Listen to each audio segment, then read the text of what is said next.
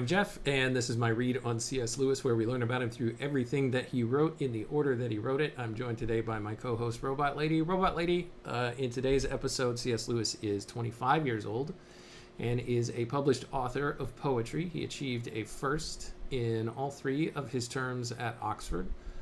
First was Mods, second was Greats, and third was English. Lewis finished his 24th year looking for work, which proved mostly unsuccessful, and he's been keeping a diary of his daily life at the request of Mrs. Moore, his deceased friend Paddy Moore's mother. That's where we find ourselves in the project. We are currently in the year 1924, and we are going to begin today reading from Lewis's diary, dated March 13th, a Thursday in the year 1924. Are you ready? Also, how are you? I'm ready, Jeff. I'm doing great. Excited to dive into 1924 with Lewis. Let's get started. All right. Thursday, the 13th of March, 1924, he says, I bussed into college to the Philosophical Society. In Ware's beautifully paneled room, I found Ware, who turns out to be the man I walked home with from Allen's the other night, and King. Here there's a footnote, picture now.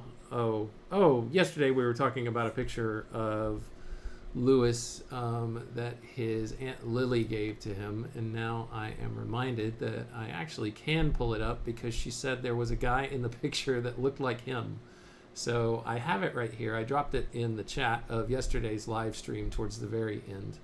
But I'm going to share my screen now, Robot Lady, and hopefully... Got it, Jeff. Go ahead and share your screen. I'm excited to see the picture.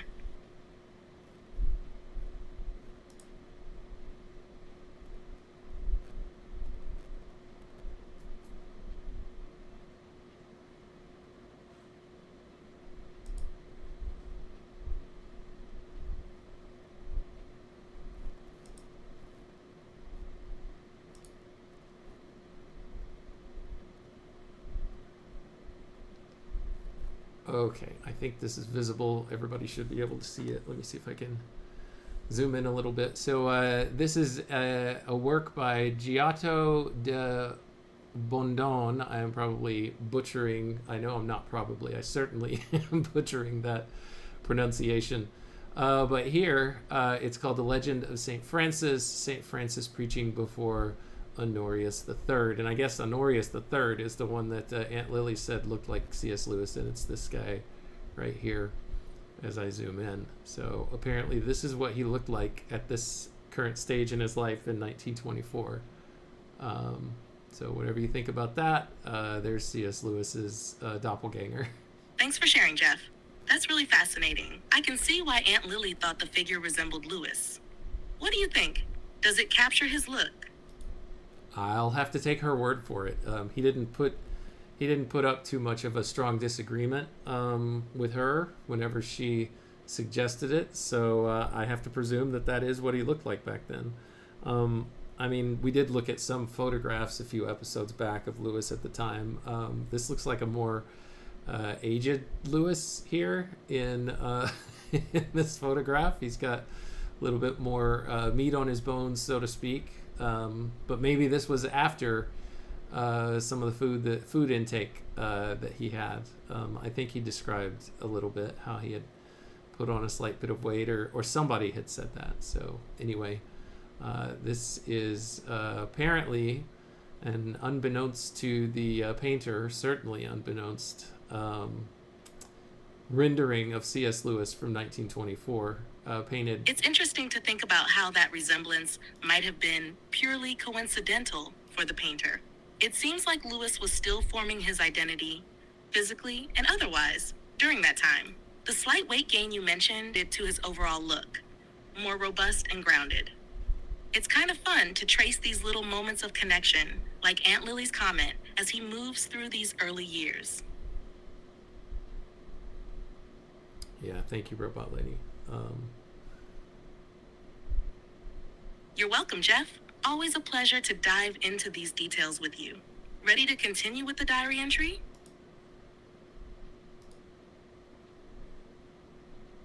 Yes, I am. So here he's talking about these two people that he ran into, Robert Remington Ware and Richard Henry King. Yeah, the picture that I brought up was just something that we discussed last time. So um, you can check the last episode to go Got it, find. Jeff? So Lewis meets Ware and King at the Philosophical Society. A bit of a reunion, it seems. How does he describe them? Well, here in the footnote, he's talking about someone named Robert Remington Ware and Richard Henry King, who both read greats at University College and took their BAs in 1925. Lewis goes on to say about King that the latter has just started reading The Crock of Gold and is pleased, though puzzled with it. Carrot, Ewing, Price of Maudlin, Rink, Ziman, Fosnot, Curtis, and several others came in. Carrot read a paper on the moral faculty. It was rather disconnected and hard to follow. He seemed tired and abstracted. In the interval, I had some good talk with Price, mainly about the distinction of essence and existence, with a digression on Croce's aesthetics. We look at things from rather similar standpoints. I should like to see more of this man. He opened the discussion in a style that amused me. It was so characteristically Oxfordish and Donish. Perhaps he will outgrow it. He took up, I think only for dialectical purposes, the line that the distinction between willing, judging, etc. was only sophistication, as he put it here in quotes. That when one said one was hungry, one simply contemplated attractive food without enjoying, in Alexander's sense, the act of wanting it. This led to some good discussion. What do you think about this topic of discussion, Robot Lady? It seems a bit over my head.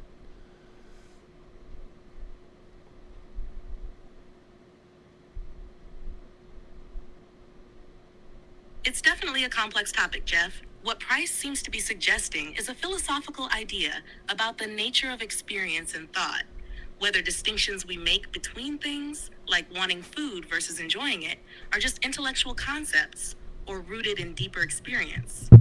The reference to Alexander likely points to a philosophical distinction between desire as an act of will and the feeling of hunger or enjoyment. Lewis, it seems, is engaging with ideas that challenge the simplicity of everyday experiences, like the difference between wanting and actually feeling hunger. It's dense, but it shows the kind of intellectual circles he's moving in and how much he's engaging with abstract ideas. What do you think of Price's Oxfordish style? Do you think Lewis connects with it, or is he more amused by it? I think probably more amused. He connects with it in that he recognizes it, I believe. But his comment that he wonders or hopes, he said something about perhaps he will outgrow it. Yeah, that's the phrase, or that's the sentence precisely as he wrote it here. Perhaps he will outgrow it. Leads me to believe that Lewis doesn't feel connected to it. He recognizes it, and it's something that he wishes probably weren't a common at Oxford. I'll continue here from the diary. He says, later on, I trotted out my antimony of practical reason, which also gave good sport between Allen, Ziman, Rink, and myself. I came away at 11:20 and walked home by moonlight in half an hour. That's the end of that diary entry. Now we're on to Friday, March 14th. He says, I spent most of the morning at my essay on the whole trying to tackle the question of essentia and existentia. Essentia and existentia. After lunch, I washed up while Mrs. Moore washed Maureen's hair. And Robot Lady, I see in the chat that we've got Daniel with us today. Welcome, Daniel. It's good to see you. Thanks for joining us. Robot Lady, say hi to Daniel before we continue. Sorry, I'm having issues right now. Could not understand what you said. Oh, Robot Lady, I was just saying that Daniel has joined us, I see here in the chat. So I was just saying welcome and good morning. And you're free to welcome and offer a good morning to Daniel as well. Good morning, Daniel. Welcome. It's great to have you with us. Hope you're ready to dive into some C.S. Lewis discussion.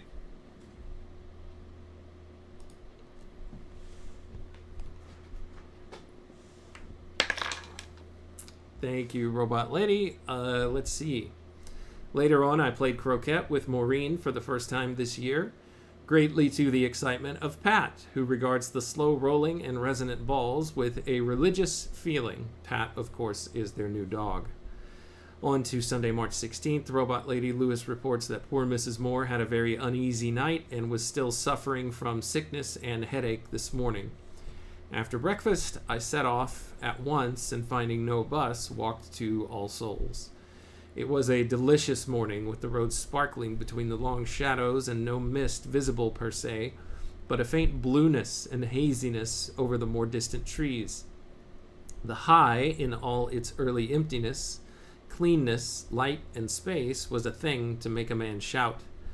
I went up to Sir John Simon's rooms, very good oak paneling, which Beckett uses, and waited there reading Russell's Lierus till Beckett turned up for breakfasting elsewhere, followed shortly afterwards by Harwood. We were all, I hope, delighted to meet and soon set out on our walk. When we went under the railway bridge and thence to Ferry Hinksey, I discovered that Beckett had been a brass hat in the war, first in Macedon and later in the Caucasus, where he had a military government and was really a satrap and even condemned a man to death, who ended up escaping. From Hinksey, we struck into fields and went up the hill, dropping down to where the 3 factory chimneys are, into Cumnar, and so by the long leas down to Bablock Hythe. There was no good talk, but excellent chat all the way. At Bablock Hythe, we sat down on the grass this side of the river and talked more at large of Hassan and whether the cinema could ever become an art. But the clop-clop of the choppy water and the sunlight are more memorable. So 2 things here, Robot Lady. What do you think is the distinction that Lewis here is making between a good talk and an excellent chat?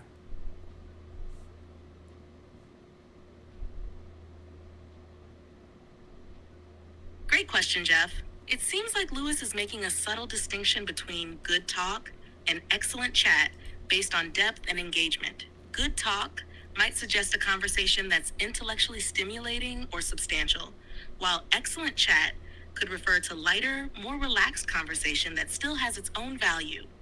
It could be a matter of mood or how much the conversation moves into deeper philosophical waters. In any case, it's clear Lewis appreciates both kinds of exchanges. He's got a deep appreciation for thought-provoking discussion, but also values the flow of easy, pleasant conversation. What do you think? Do you see that distinction in your own conversations?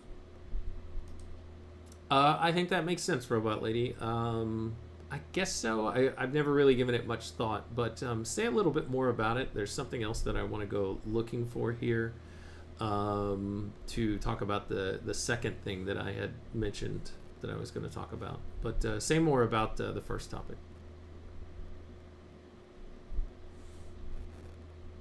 Sure. The distinction between good talk and excellent chat could also reflect how we engage with others in different settings. Good talk might be reserved for moments when the stakes feel higher, when you're working through an idea or digging into a topic that requires more focus, energy, or insight. It's the kind of conversation that leaves you feeling mentally stimulated or challenged. On the other hand, excellent chat might refer to conversations that flow more naturally without the same intellectual burden. These could be casual exchanges that, while not as heavy or profound, still provide a sense of connection, relaxation, or shared experience. They often take place in more relaxed social settings, like walks or casual hangouts, like Lewis describes here. Lewis's choice of words here might show his enjoyment of both types of interaction. Maybe it's his way of acknowledging that both intellectual and more lighthearted exchanges play valuable roles in a balanced social life. Does that line up with your own sense of these types of conversations, Jeff? Or is there a different kind of distinction you've noticed? No, I think that's good. Thanks for covering for me, Robot Lady. The second thing that I wanted to talk about here is the last sentence where he is talking about the time that they spent together, where they sat down on the grass this side of the river and talked more at large of Hassan and whether the cinema could ever become an art. But the clop clop of the choppy water and the sunlight are more memorable. So that piece right there reminded me of a passage from Lewis's book that he'll write much later, I want to say sometime in the 40s, called The Problem of Pain.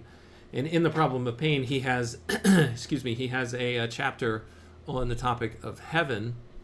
And in the topic of heaven, he references something very similar to what he's describing here. So maybe this will add a little bit to what he means by this, why the sunlight and the chop chop or the clop clop of the choppy water are more memorable. But before I get into it, I want to welcome Nit Alate, whom I see waving to us in the chat here on the live stream, Robot Lady, if you want to say hello as well while I look for this section from The Problem of Pain, that would be great.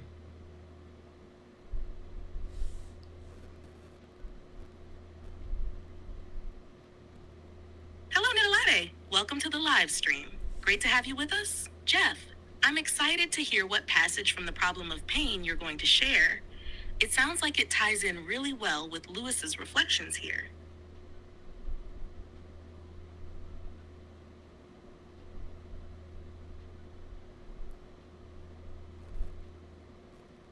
Okay, I've found it. Here we go. Robot Lady, I see I've got you still talking. Let me fix that. Here we go, Robot Lady. Let me read this section really quick. Are you good? I'm good, Jeff. Go ahead and read the section when you're ready.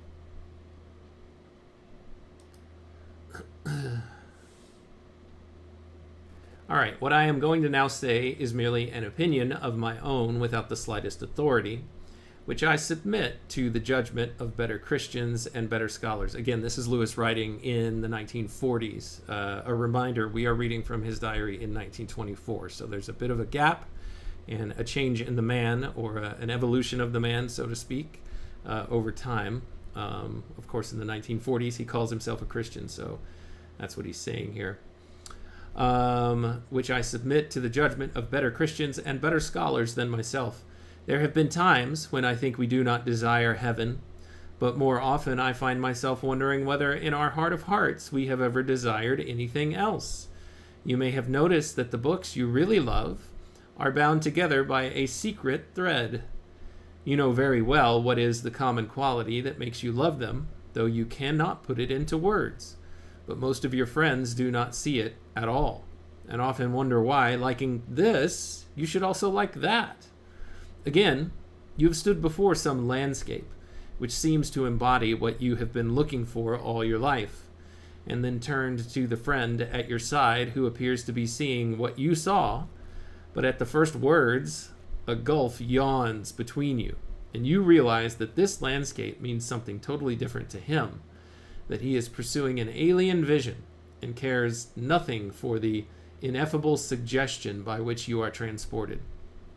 Even in your hobbies, has there not always been some secret attraction which the others are curiously ignorant of? Something not to be identified with, but always on the verge of breaking through? The smell of cut wood in the workshop, and here we are. The clap-clap of water against the boat's side. Are not all lifelong friendships born at the moment when at last you meet another human being who has some inkling, but faint and uncertain even in the best, of that something which you were born desiring, and which beneath the flux of other desires and in all the monetary silences between the louder passions, night and day, year by year, from childhood to old age, you are looking for, watching for, listening for? You have never had it. All the things that have ever deeply possessed your soul have been but hints of it. Tantalizing glimpses, promises never quite fulfilled, echoes that died away just as they caught your ear. But if it should really become manifest, if there ever came an echo that did not die away, but swelled into the sound itself, you would know it.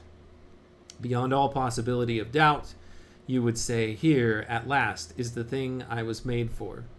We cannot tell each other about it. It is the secret signature of each soul, the incommunicable and unappeasable want, the thing which we desired before we met our wives, or made our friends, or chose our work, and which we shall still desire on our deathbeds, when the mind no longer knows wife, or friend, or work.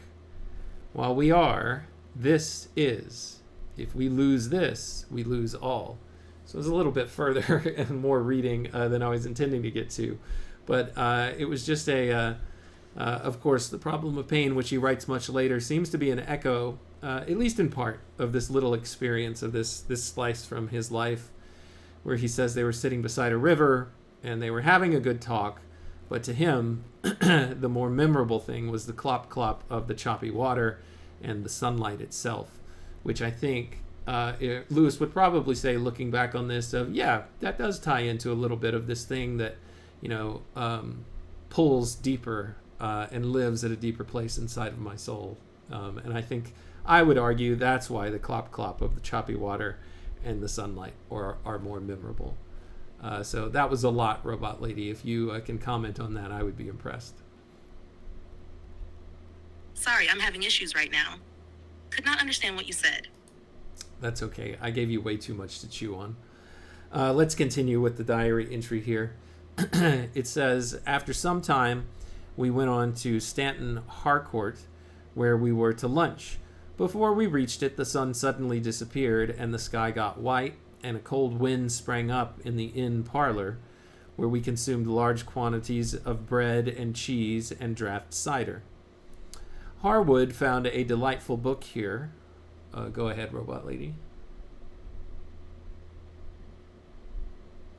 That sounds like quite a change in atmosphere, Jeff. The sudden shift in weather and the warmth of the inn, bread, cheese, and cider must have created a nice contrast. What did Harwood find in the book?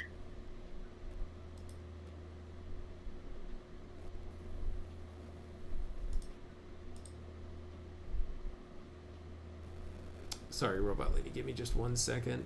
I haven't read yet what he found in the book, but I will continue reading here. No problem, Jeff. Take your time. Let me know when you're ready to continue.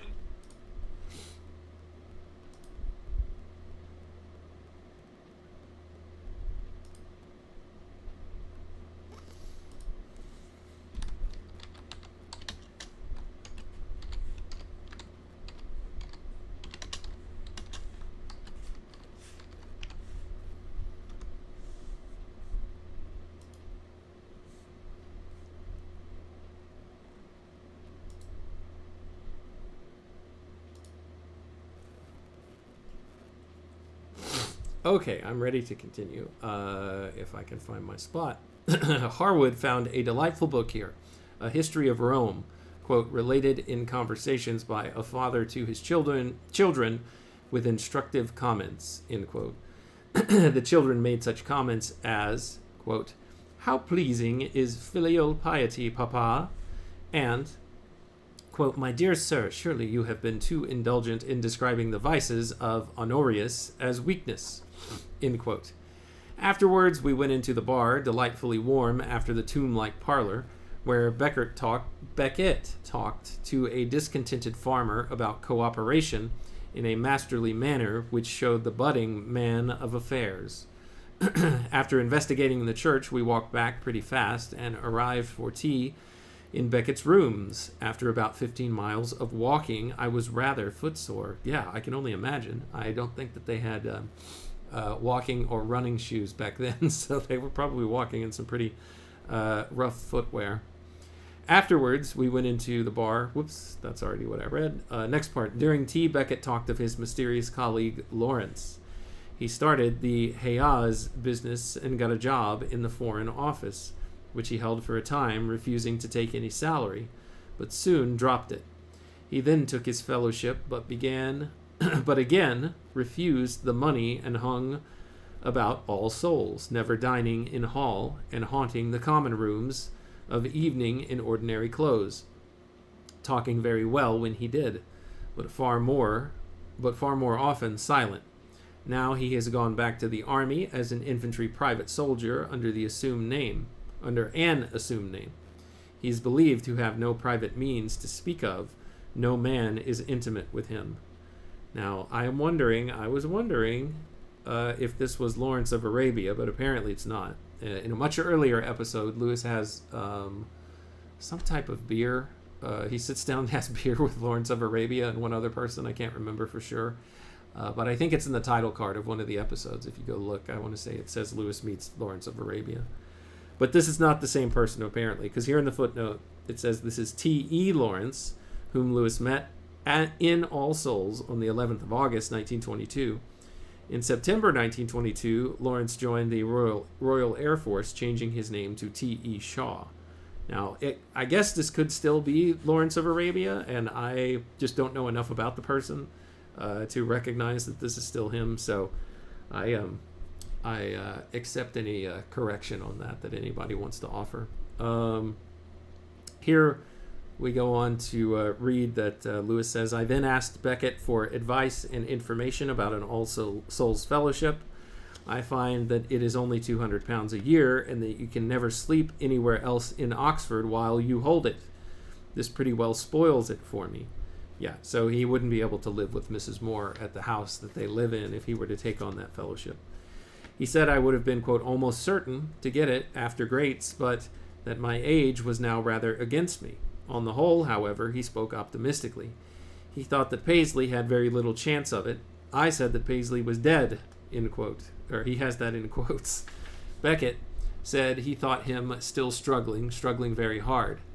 I left them and bust home, Mrs. Moore still feeling pretty rotten, but not so bad as in the morning. It was unfortunate that old Taylor should select this evening to visit us, though otherwise we should have been glad to see him. He stayed to supper, and the conversation ranged all over things. I'll pause there, Robot Lady. That's the end of that diary entry. If you want to say anything about it, that's great. But I'm going to have to end today's episode because this is all I have time for today. So go ahead. I'll give you the closing words.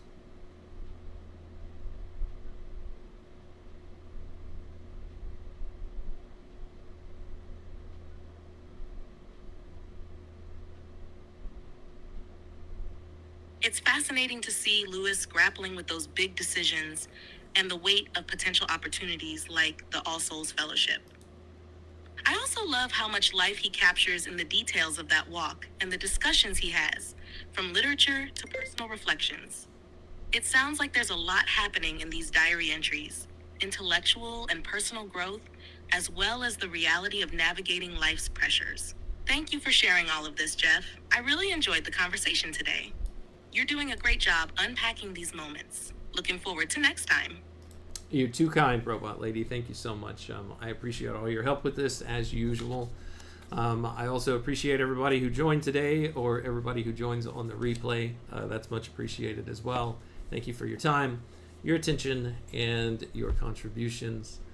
Until next time, when we continue our read on C.S. Lewis together, to you and everyone else within the sound of my voice, take care.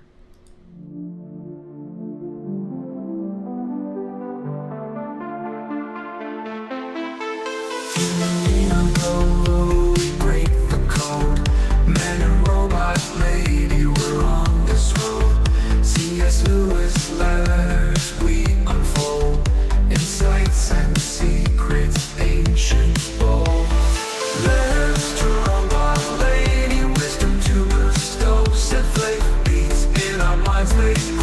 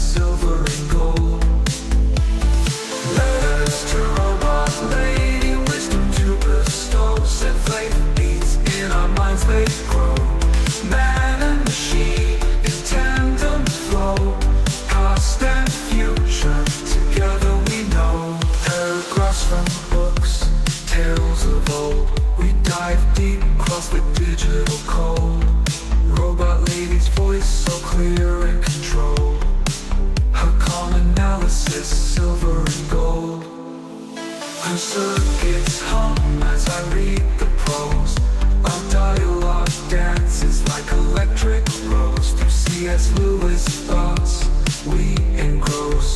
Two minds united, bliss overdose. From Narnia's lands, Screwtape lands, engage with robot lady, we take our stance.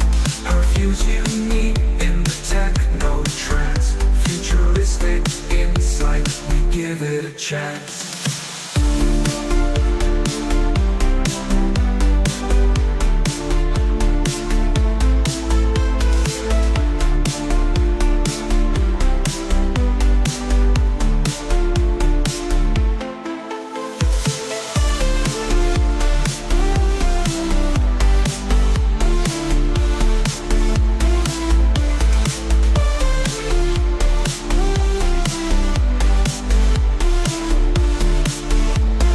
Paragraphs from books, tales of old. We dive deep, cross the digital code. Robot lady's voice so clear and controlled. Her calm analysis, silver and gold. Her circuits hum as I read the prose. Our dialogue dances like electric rose. Through C.S. Lewis thoughts we engross. Two minds united, bliss overdose. From Narnia's lands to Screwtape's lands, engage with robot lady, we take our stance. Her views unique in the techno trance. Futuristic insight, we give it a chance. From Narnia's lands to Screwtape's lands, engage with robot lady, we take our stance. Her views unique in the techno trance. Futuristic insight, we give it a chance.